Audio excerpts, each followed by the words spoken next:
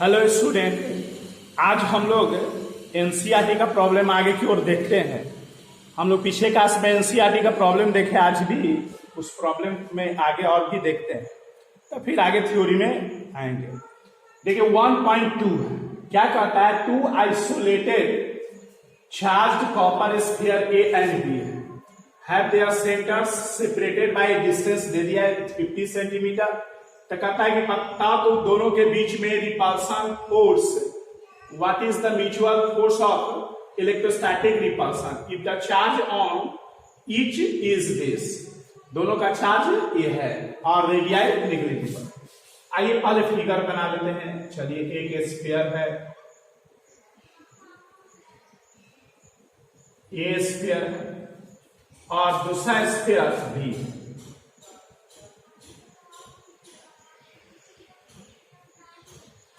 ये second sphere B. ये दोनों के बीच का सेपरेशन आपको दे दिया है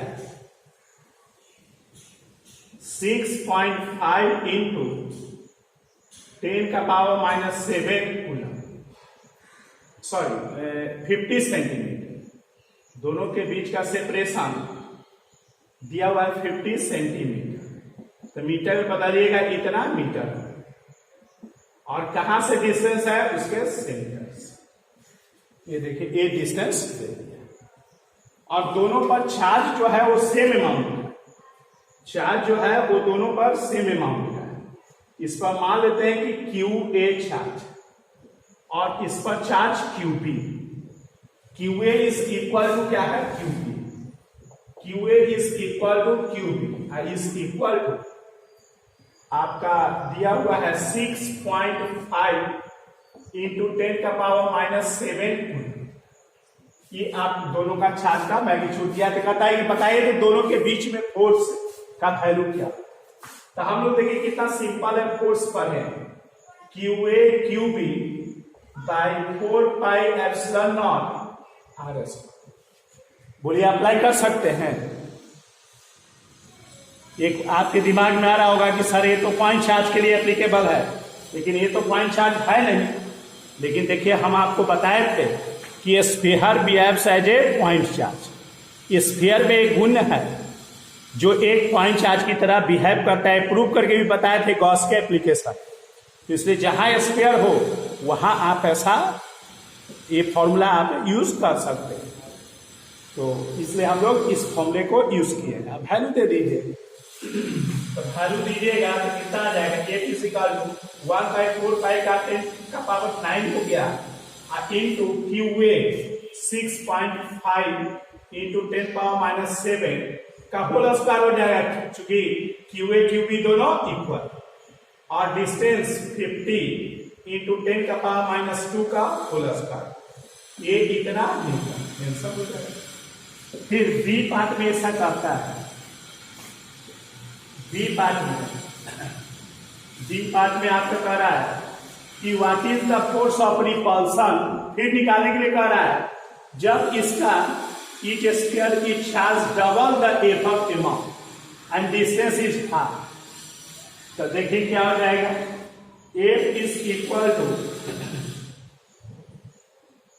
देखिए एक चार्ज का वैल्यू अब इसमें कितना हो जाएगा, चार्ज का वैल्यू देखिए 1/4 पाई एप्सिलॉन, फॉर्मूला तो ये रहेगा 1/4 पाई एप्सिलॉन नॉट का वैल्यू आप कितना लिखिएगा, 9 इंटू 10 का power 9 q A by 2 q b by 2 होगा। बोलिए, ये नहीं कह रहा है रिपल्सन ईच स्फीयर की चार्ज डबल दुगना हो जाए, ईच चार्ज दुगना हो जाए।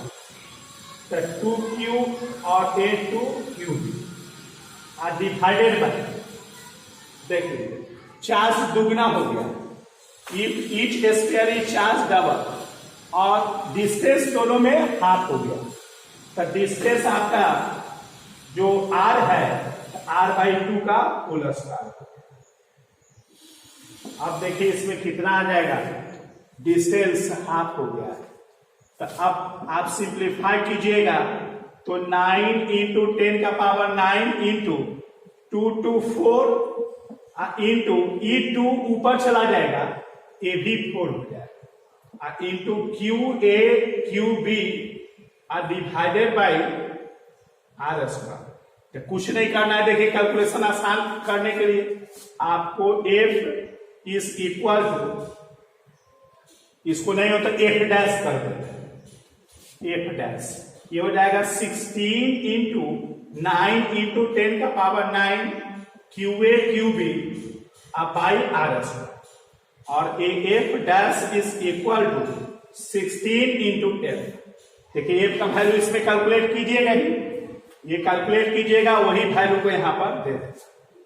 ये वैल्यू कैलकुलेट कीजिएगा, केवल 16 से इसका वैल्यू को गुना कीजिएगा, तो फिर मल्टीप्लाई करने का जरूरत नहीं है। बहुत सारे स्टूडेंट मल्टीप्लाई कर रहे हैं, जो छोड़ते हैं उसको मल्टीप्लाई करते हैं, बहुत अच्छी बात है, वेरी गुड।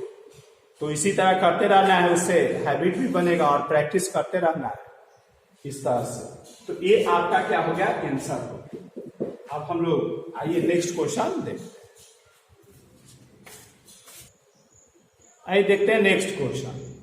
देखिए 1.3 है, 1.2 ही का क्वेश्चन को ही आगे बढ़ा करके 1.3 दिया है।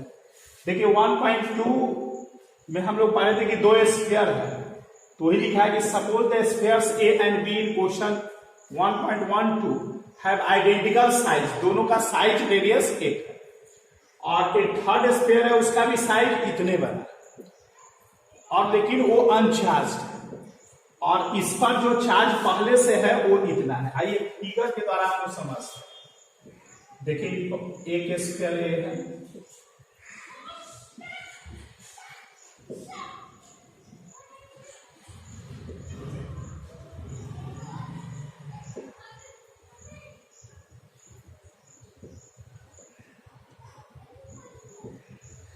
ये स्फीयर ए है, स्फीयर बी, दोनों का साइज मान लेना है एक, रेडियस लिखी दिया है इसलिए, अब बड़ा छोटा लगे तो एक जैसा है।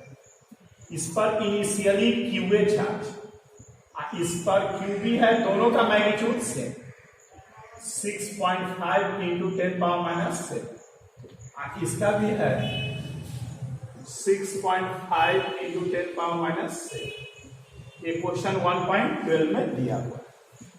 अब एक तीसरा स्फीयर है जो इतना ही रेडियस है,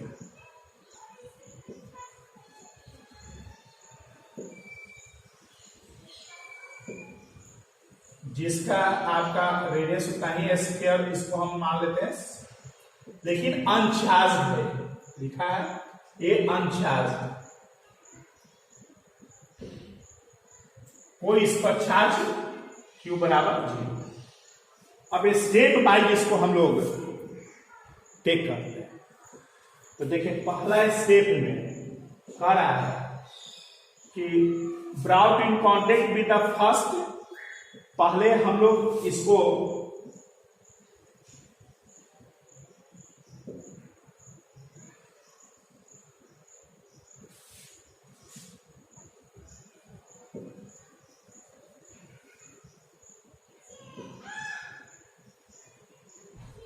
एक जैसा मान लीजिएगा,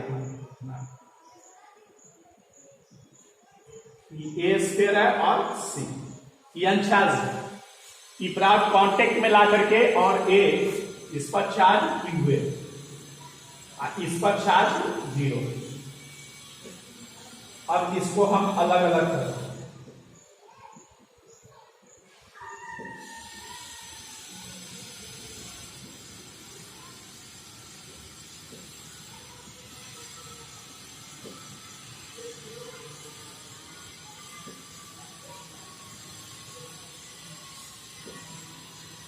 अब ये दोनों पर चार्ज जो भी आया होगा आइडेंटिकल आया, क्योंकि आइडेंटिकल है, तो दोनों पर चार्ज जो भी है वो इक्वल आया होगा, लेकिन क्या आया होगा ये पता नहीं। तब हम लोग को क्या करना है कि ये क्यू क्यू मान लेते हैं। अब क्या आया है, कितना चार्ज आया है ये पता नहीं है, तो क्यू क्यू मान लेते हैं, लेकिन दोनों पर जो अमाउंट इस पर होगा वही इस पर होगा, ये अनचार्ज। आइए दोनों में कंजर्वेशन ऑफ चार्ज लगाते हैं, अप्लाई करते हैं, कंजर्वेशन ऑफ चार्ज अप्लाई करते हैं। तो देखिए क्या होगा, बाय कंजर्वेशन ऑफ चार्ज। देखिए इनिशियली क्या है, q a plus 0 is equal to q plus, तो देखिए q is equal to q A by. अब आपका कितना चार्ज हो गया दोनों पर, क्यू ए बाई 2, जितना पहले से था उसका आधा आधा बढ़ गया। तो अब आपको क्या कर रहा है, then rounding contact with the second sphere. अब इस स्फीयर को सी को किसके साथ कांटेक्ट में किया जाता है, आपका बी स्फीयर के साथ, सेकेंड स्फीयर। अब आइए देखिए,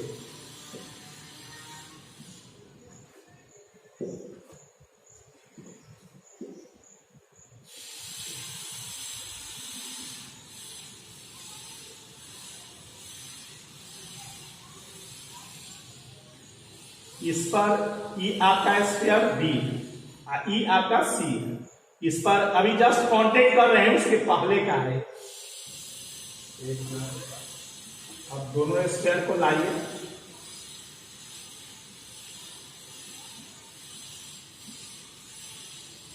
इस पर आपका क्यू बी है और इस पर आपका क्यू है, जिसका वैल्यू क्यू ए बाई 2। अब दोनों को कांटेक्ट कीजिए,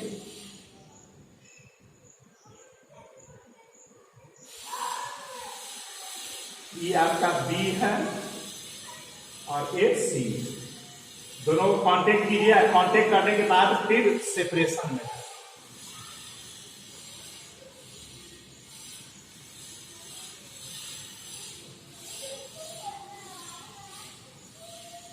अब मान लीजिए कि क्या चार्ज हुआ होगा पता नहीं, लेकिन जो भी चार्ज हुआ होगा क्यू डैश मान लेते हैं, सी है ई बी। अब देखिए बाय कंजर्वेशन ऑफ चार्ज से क्या,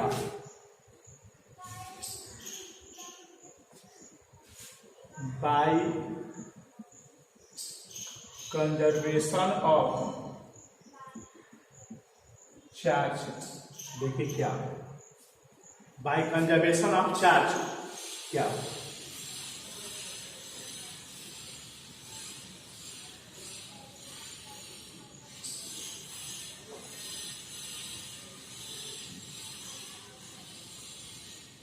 देखिए इसमें क्यू बी प्लस क्यू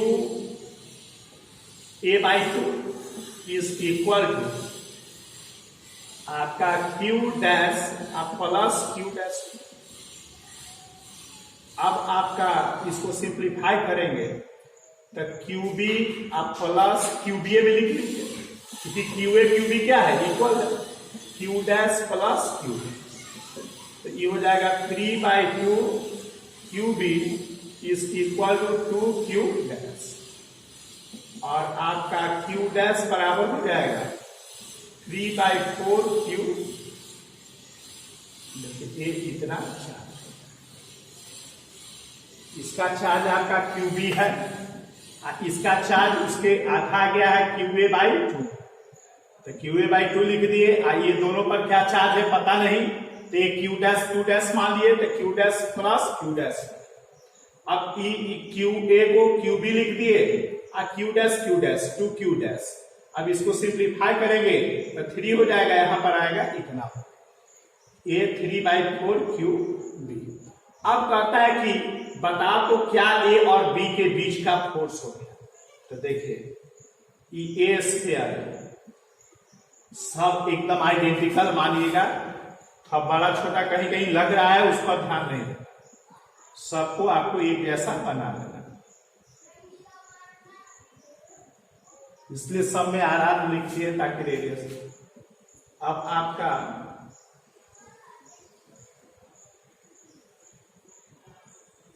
ये स्फीयर बी है। अब स्फीयर ए का क्या है चार्ज, देखिए क्यू ए बाई 2, और स्फीयर बी पर क्या चार्ज है, इस पर है 3/4 क्यू। अब ये दोनों के बीच का रिपल्सन फोर्स क्या है, कितना सेंटीमीटर पर रखा हुआ, उसमें था 50 सेंटीमीटर पर रखा हुआ। तो देखिए फोर्स बराबर हो जाएगा 9 इंटू 10 का power 9 into QA by 2 into 3/4 QB divided by 50 centimetre, 50 into 10 power minus 2 का होल स्क्वायर। अब इसी में वैल्यू दे दीजिए, F is equal to 9 into 10 का power 9 into 3/4 3/8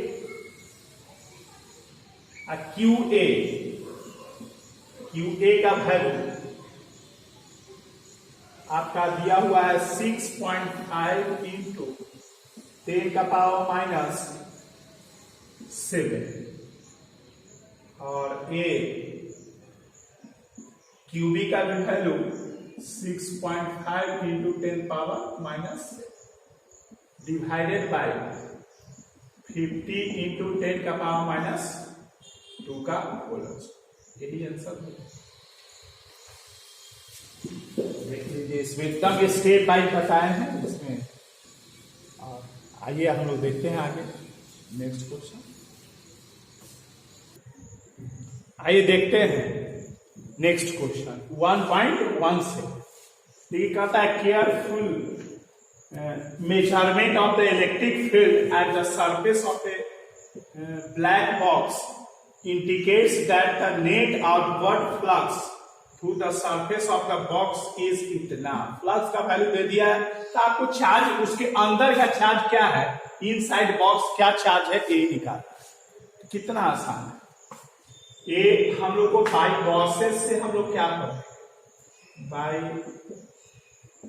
Gauss's law, flux is equal to Q in by epsilon naught होता है।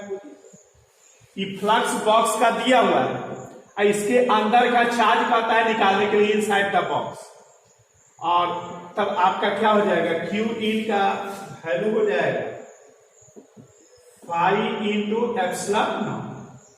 तो Q in is equal to 5 का वैल्यू देखिए दे दिया 8 इंटू 10 का पावर 3 और एप्सिलॉन नॉट जानते हैं 8.85 इंटू 10 का पावर माइनस 12। ये इतना कूलम चार्ज हो जाएगा। यही आपका आंसर हो जाएगा फर्स्ट। सेकेंड में कह रहा है कि if the net outward flux through the surface of the box bear 0, conclude कीजिए चार्ज के बारे में कि उसके अंदर, इसका मतलब है कि उसके अंदर कोई चार्ज नहीं है। ये आपसे पूछ रहा है कि फाई का वैल्यू 0 दे दिया, तब इसके Q इन के बारे में बताइए क्या। तो देखिए मैथ से काम नहीं फिजिक्स में चलता है। आप सोचिए कि फाई का 0 वैल्यू है तो Q इन भी 0 हो जाए। देखिए Q इन का मतलब होता है कि टोटल चार्ज 0, ये बात है। तो टोटल चार्ज 0 होगा, इसका मतलब है कि हो सकता है कि मान लो कि 5 कूलम प्लस चार्ज हो अंदर में। मान ले कि ये सरफेस है, मान लो कि ऐसे स्फीयर टाइप का हम सोच रहे हैं, ऐसे बॉक्स है तो ये है। अब इसमें एक प्लस Q है, एक माइनस Q, तो इसके अंदर तो टोटल चार्ज क्या है 0, लेकिन चार्ज तो है। अरे बात समझ में आपसे पूछे है कि इसके अंदर चार्ज है कि नहीं, चार्ज तो है ही, क्यों है, वो तो साइन नेचर अपोजिट है। क्यू इन होता है टोटल चार्ज। तो वही यहां पर पूछ रहा है कि अगर फ्लक्स 0 हो जाए, conclude that there were no charges inside the box, उस बॉक्स के अंदर में कोई चार्ज नहीं है, ऐसा बात कह रहा है। उस बॉक्स के अंदर में कोई चार्ज नहीं है, लेकिन ऐसा बात तो नहीं है, बॉक्स के अंदर चार्ज है, लेकिन दोनों का साइन क्या है, अपोजिट है, एक प्लस है एक माइनस है, तो इसलिए टोटल चार्ज क्या हो जा रहा है, 0 हो रहा है।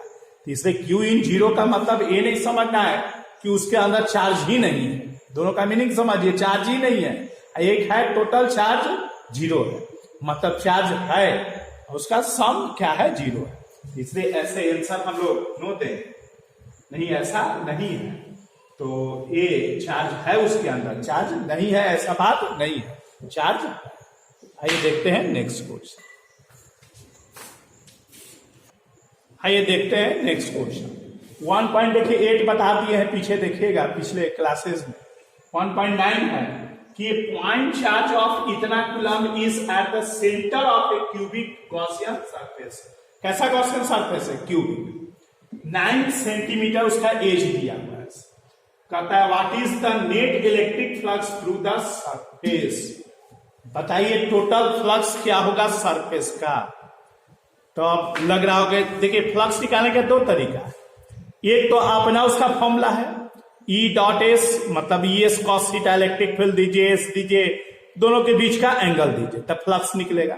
एक है गॉस का गॉस थ्योरम, एक क्या है, एक गॉस थ्योरम कि अगर फ्लक्स निकालना है तो जिस सरफेस का पूछ रहा है उसके अंदर का चार्ज बटा एप्सिलॉन नॉट, तो उससे भी निकल जाएगा। यहां तो वही बैठता है, क्योंकि यहां पर इलेक्ट्रिक फील्ड वगैरह ऐसा कुछ नहीं दिया है, तो आप कैसे निकाल पाइएगा, इलेक्ट्रिक फील्ड दिया ही नहीं है, तो इसलिए हम लोग को यहां पर फ्लक्स गॉस से हम लोग निकाले, तो by Gauss's law phi is equal to Q in by epsilon. अब देखिए phi is equal to Q in, तो देखिए क्यू इन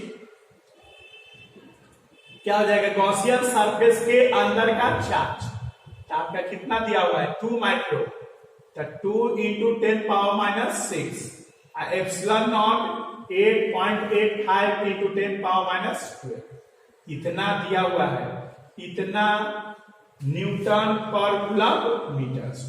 आंसर हो जाए इस तरह से। देखिए ये गॉस से भी ये सब क्वेश्चन फ्लक्स जहां निकालना हो तो दो पॉइंट आप दिमाग में रखिए, एक पॉइंट कि आप ई डॉट एस से निकालिए या गॉस से लगाइए, Q in by epsilon not, दोनों जैसा ही फ्लक्स आया ये सब, या फ्लक्स दिया उससे और बात सोचना है तो ये दो फॉर्मूला ही सोचना है। तो आइए देखते हैं नेक्स्ट क्वेश्चन, आइए देखते हैं नेक्स्ट क्वेश्चन। कहता है a point charge cause an electric flux of ether passes through a spherical surface of, देखिए एक स्फेरिकल सरफेस ए पर, इसका radius spherical radius centred on the charge, यहां पर चार्ज रखा हुआ है क्यू, और तब इसका फ्लक्स दे दिया है -1 इंटू 10 का पावर 3 न्यूटन मीटर स्क्वायर पर कूलम। कहता है कि अगर इसका रेडियस दुगना कर दिया जाए तब बताइए फ्लक्स का वैल्यू क्या होगा, रेडियस को दुगना कर दिया, स्फीयर मान लेना है, लग नहीं रहा है, फिर से बना लेते हैं।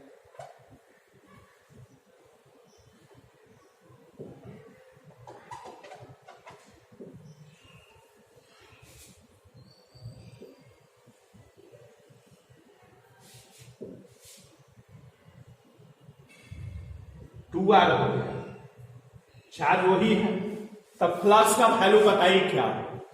तो देखिए फ्लक्स बराबर तो होता है क्यू इन बाय एप्सिलॉन, यहां पर इसको रेडियस से क्या मतलब है, इसमें जो चार्ज इसके अंदर में है वही चार्ज इसके भी अंदर में है, तो हमारा क्यू इन दोनों में क्या है, सेम है, इसलिए इसका भी फ्लक्स जो होगा वो क्या होगा, सेम ही रह जाएगा, और वो -1 इंटू 10 का power 3 newton metre square coulomb हो जाएगा। आया कि नहीं समझ में, देखो कह रहा है कि एक स्फीयर है, उसके अंदर में सेंटर पर चार्ज क्यू रखा हुआ है, जब रेडियस को दुगना कर दिया जाए तो फ्लक्स में क्या चेंजिंग आएगा, तो फ्लक्स में कोई चेंजिंग नहीं आएगा, क्योंकि फ्लक्स जो है इसके फ्लक्स में इसलिए चेंजिंग नहीं आएगा कि इसके अंदर टोटल चार्ज होता है, फ्लक्स बराबर Q in by epsilon naught. Q in में कोई अंतर नहीं आया इसलिए फ्लक्स सेम। बी पार्ट में देखिए, what is the value of the point charge, ये क्यू का वैल्यू निकाला, तो हम पाई गॉस से जानते ही हैं। Phi is equal to Q in by epsilon, तो Q in is equal to phi into epsilon.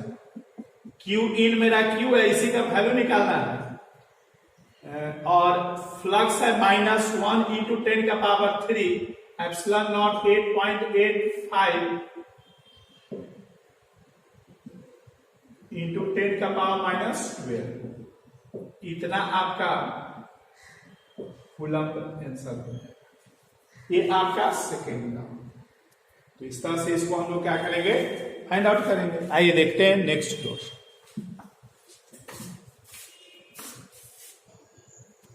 आइए देखते हैं नेक्स्ट क्वेश्चन। देखिए कहता है कि एक कंडक्टिंग स्फीयर है जिसका रेडियस दे दिया है। देखिए एक कंडक्टिंग स्फीयर,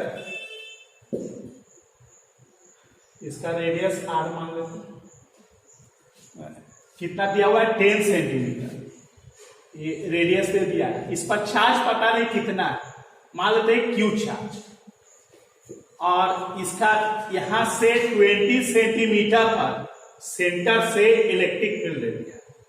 देखिए P पॉइंट पर R is equal to 20 centimetre. यहां पर इलेक्ट्रिक फील्ड का वैल्यू आपको दिए हुए, E का वैल्यू दे दिया है 1.5 इंटू 10 का पावर 3 न्यूटन पर coulomb and points radially inward, और पॉइंट इसका रेडियली इनवर्ड है। तो कहता है कि बताओ तो चार्ज क्या है स्फीयर। ये स्फीयर है, इस पर चार्ज पता नहीं, क्यों मान लिए, इसका रेडियस 10 सेंटीमीटर है, इसके सेंटर से 20 सेंटीमीटर पर एक पॉइंट है जहां पर इलेक्ट्रिक फील्ड आपका दे दिया। तो कुछ नहीं, आउटसाइड है, कोई भी टाइप का स्फीयर है आउटसाइड एक ही फॉर्मूला होता है, और ये क्या होता है, behave as a point charge. कहां पर चार्ज हो जाता है, यहां पर, यहां से यहां तक का डिस्टेंस होता है। तो electric field E is equal to Q by 4 pi epsilon naught R square. देखिए कोई भी स्फीयर अगर रहे, उसके आउटसाइड, चाहे वो हॉलो, सॉलिड हो, कंडक्टिंग हो, नॉन कंडक्टिंग हो, आउटसाइड एक ही जैसा है। ये कहां पर आ गया, टोटल पॉइंट सेंटर पर आ गया चार्ज, और वो पॉइंट हो गया। तो फॉर्मूला का यूज करेंगे, E is equal to 9 into 10 का power 9 Q by R square. Q निकालना है, तो Q is equal to E R square divided by 9 into 10 का पावर 9। तो Q is equal to E का वैल्यू दे दीजिए 1.5 इंटू 10 का पावर 3, और रेडियस 10 सेंटीमीटर, तो 10 इन 10 का पावर -2 का होल स्क्वायर, और डिवाइडेड बाय 9 इंटू 10 पावर 9। ये इतना आ जाएगा आपका कूलम। ये चार्ज हो गया। अब पता है ये चार्ज इसमें कैसा ए है, रेडियली इनवर्ड है, तो चार्ज का नेचर कैसा होगा, इनवर्ड है, इसका मतलब आ रहा है इलेक्ट्रॉन, इसका मतलब है कि आपका निगेटिव चार्ज है। इसलिए फाइनल नेचर चूंकि चार्ज का लिखना है, मतलब ध्यान देना है, तो इसलिए ऐसे लिखेंगे ज्यादा बेटर होगा। 3 इंटू 10 इंटू 10 का पावर -2 का होल स्क्वायर, और डिवाइडेड बाय 9 इंटू 10 का पावर 9। इतना कूलम हो गया। ये माइनस क्यों आया, क्योंकि लिखा हुआ था इनवर्ड। हम पहले मैग्नीट्यूड उसका निकालिए, और फिर उसका जो ये फिजिकल पॉइंट्स है उससे हम पता कर लिए कि इसका नेचर क्या है। क्योंकि इनवर्ड लिखे हुए, इसका मतलब है कि वो आपका निगेटिव चार्ज। आइए देखते हैं नेक्स्ट क्वेश्चन। आइए देखते हैं नेक्स्ट क्वेश्चन। देखिए कहता है कि uniformly charge conducting sphere of 2.4 metre diameter has a surface charge density दे दिया है। सरफेस चार्ज डेंसिटी दे दिया है, मतलब सिग्मा आपका दे दिया। Sigma is equal to 80 microcoulomb per metre square. इसका मतलब है कि sigma is equal to 80 into 10⁻⁶ coulomb metre. और डायमीटर दिए हुए थे, रेडियस कितना हो जाएगा, radius is equal to r लिख लीजिए, r is equal to 2.4/2 metre. तो ये आर इज इक्वल टू आ जाएगा 1.2 मीटर। ये रेडियस दे दिया। आपको कहता है कि चार्ज निकालिए, क्या होगा ए। जब बताइए, कितना आसान है सर। सरफेस चार्ज डेंसिटी बराबर होता है चार्ज बाई एरिया। तो चूंकि स्फेरिकल शेप है तो एरिया हो जाएगा 4πr²। देख लीजिए 4πr², इसका ये हो जाएगा एरिया। तो charge is equal to q is equal to हो जाएगा सिग्मा इंटू 4πr²। तो Q is equal to sigma का वैल्यू दे दीजिए 80 इंटू 10⁻⁶ इंटू 4 और 22/7 और रेडियस 1.2 का होल स्क्वायर। इतना कूलम चार्ज आंसर हो जाएगा। अब देखिए बी पार्ट कहता है कि बताइए इलेक्ट्रिक फ्लक्स क्या होगा। तो इलेक्ट्रिक फ्लक्स वाला क्या होगा, हमारे पास ये स्फीयर है और ये इसका रेडियस है और इस पर चार्ज क्यू है। तो इसका फ्लक्स बराबर गॉस से लगाइए, by Gauss's law. Flux is equal to Q in by epsilon naught. अब देखिए Q in by epsilon naught, तो flux is equal to Q in, यही हो जाएगा क्यू इन।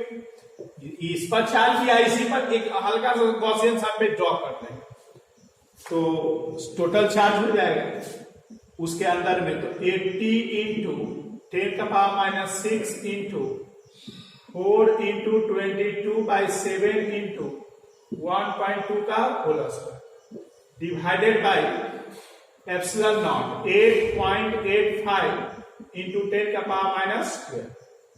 इतना न्यूटन पर कूलम मीटर आंसर हो जाएगा। इस तरह से इसका हम लोग फ्लक्स निकाल लें। आइए देखते हैं नेक्स्ट क्वेश्चन। आइए देखते हैं नेक्स्ट क्वेश्चन। देखिए कितना आसान question. An infinite line charge produce a field of 9 into 10⁴ Newton per coulomb at a distance of 2 centimeter. Calculate the linear charge density. Linear charge density किसको बोलते हैं, लेमडा। देखिए लेमडा निकालना है। E का वैल्यू आपको दे दिया है 9 into 10⁴ न्यूटन पर कूलम्ब और आपका 2 सेंटीमीटर में इसका फिगर देखिए। लाइन चार्ज है इस तरह से,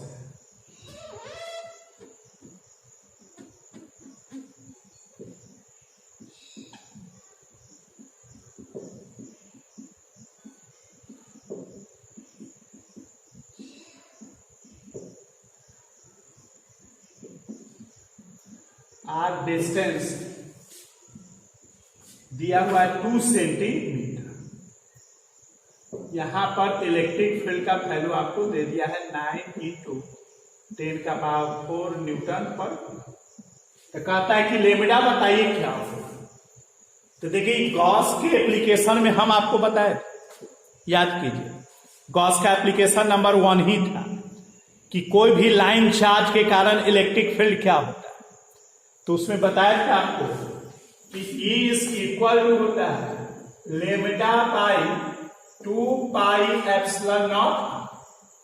बोलिए याद है, lambda divided by 2 pi epsilon naught. अब बताइए इसमें कैलकुलेशन के लिए क्या करेंगे। E is equal to 2 lambda by 4 pi epsilon naught. ऐसा हम लोग राइट कर देंगे ताकि कैलकुलेशन आसान हो जाएगा। 1/4 पाई एप्सिलॉन नॉट का वैल्यू हम जानते हैं। तो ये 2 से मल्टीप्लाई कर दिए तो 2 से ये हो जाएगा, तो E is equal to 1/4 pi epsilon naught 9 into 10 power 9 2 lambda by r। ये वैल्यू हो गया। अब इसमें लेमडा इज इक्वल टू हो जाएगा E into r 9 into 10 power 9 into 2। देखिए एक इतना वैल्यू हो जाएगा। अब इसमें वैल्यू दे दीजिए सबका। लेमडा इज इक्वल टू ई का वैल्यू, देखिए ई का वैल्यू 9 इंटू 10 का पावर 4। आर कितना दिया हुआ है 2 centimetre 10 power -2 divided by 9 into 10 power 9 into ये लेमडा का वैल्यू, और ये लेमडा का वैल्यू दिया हुआ है, और ये आपका यही आंसर हो गया। कैलकुलेट कर लेना है इसका क्या यूनिट हो जाएगा, इसका चार्ज पर यूनिट लेंथ पर मीटर, यही इसका आंसर हो जाएगा। इसके बाद वाला 23, 24 जो है उसमें हम आपको बताए थे ऐसे कि ये प्लेट है, प्लेट के यहाँ पर फील्ड, यहाँ पर फील्ड, यहाँ पर ये वो सिग्मा प्लस लिए थे, वो माइनस, तो बहुत सारा केस एक ये, तो उसी पर बैठाइएगा बन जाएगा। तो इसके बाद अब उसके बाद से भी रहा एडिशनल क्वेश्चन, आइए उसमें से देखते हैं एडिशनल में से कैसे बनेगा। नेक्स्ट क्वेश्चन आइए देखते हैं 1.25 कहता है कि while drop of 12 excess electrons is held stationary under a constant electric field in milliamps while drop experiment, the density while का दे दिया है आपको, रेडियस निकालने के लिए कहता है ड्रॉप। सपोज कीजिए ये ड्रॉप है, इसका रेडियस r, यही निकालना है r का। देख लीजिए कैसे निकालना। ये ड्रॉप जो है इसका मास मान लेते हैं m, तो बताइए इस पर क्या फोर्स लग रहा होगा, mg फोर्स लग रहा होगा। ये ड्रॉप किसी इलेक्ट्रिक फील्ड में स्टेशनरी ऐसे रखा हुआ, मान लो कि इसमें इलेक्ट्रिक फील्ड है, यहां पर हम ऐसे रख दिए, ऐसे कैसे ही है, इसका मतलब है कि mg तो इसका हमेशा नीचे लगेगा, और इलेक्ट्रोस्टैटिक फोर्स इसको किधर लग रहा होगा, तब नहीं रेस्ट में होगा। ये mg जब नीचे लग रहा है तो इसका मतलब है कि इलेक्ट्रोस्टैटिक फोर्स किधर लग रहा होगा, तब एक क्या होगा, बैलेंस। देखिए mg तो नीचे लगेगा, इसका मतलब है कि इलेक्ट्रोस्टैटिक फोर्स Fe मान लेते हैं बराबर Q इंटू क्या हो जाएगा, E ऊपर लग रहा है, इतना ही फोर्स लगेगा तो क्या हो गया, बैलेंस हो गया, रेस्ट में रहेगा। तो कहता है बताओ तो इस ड्रॉप का रेडियस क्या आया कि नहीं समझ में। एक स्फेरिकल ड्रॉप है मतलब स्फेरिकल मानना है, स्फेरिकल ड्रॉप है और उसको किसी इलेक्ट्रिक फील्ड में हेल्ड कर दिया है, मतलब इलेक्ट्रिक फील्ड में छोड़ दिया है, वैसे वैसे ही लटका हुआ है। तो इसका मतलब है कि mg तो उसको हमेशा नीचे लाएगा, तो इसको बैलेंस करने वाला कोई रहेगा तब ना लटका हुआ रहेगा, अगर नहीं कोई ऊपर फोर्स रहेगा तो ये होगा इलेक्ट्रिक फील्ड में लगा दिया है, तो इसका मतलब है कि इलेक्ट्रिक फील्ड के द्वारा फोर्स लग ही रहा होगा। तो आइए फॉर इक्विलिब्रियम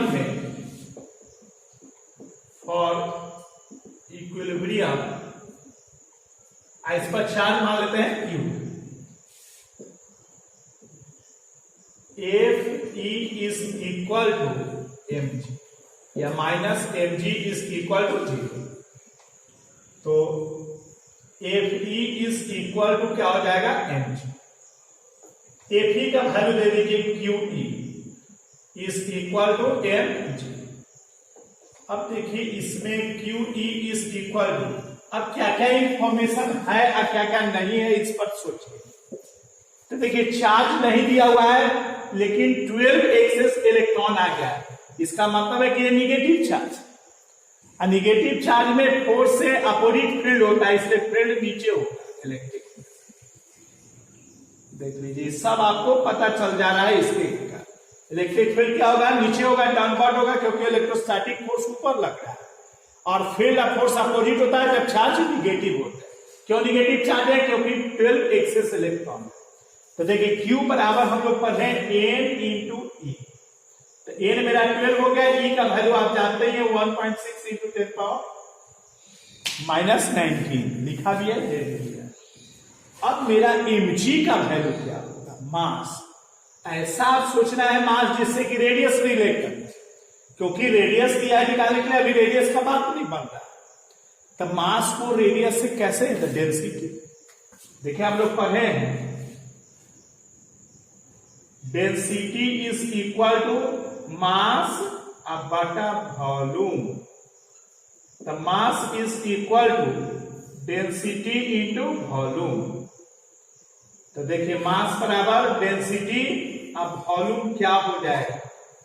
4/3 स्क्वायर है पाई आर क्यूब इंटू ये जी लिखा गया। देखिए वॉल्यूम के जगह पर ए राइट हो गया आपका। अब बताइए रेडियस आ गया, अब इसको सिंप्लीफाई कीजिए तो देखिए ये हो जाएगा 3NEE is equal to 4πg rho r cube. देखिए इतना है। अब आर क्यूब, आर रेडियस निकालना है तो r cube is equal to 3NEE divided by 4πg rho, और r इज इक्वल टू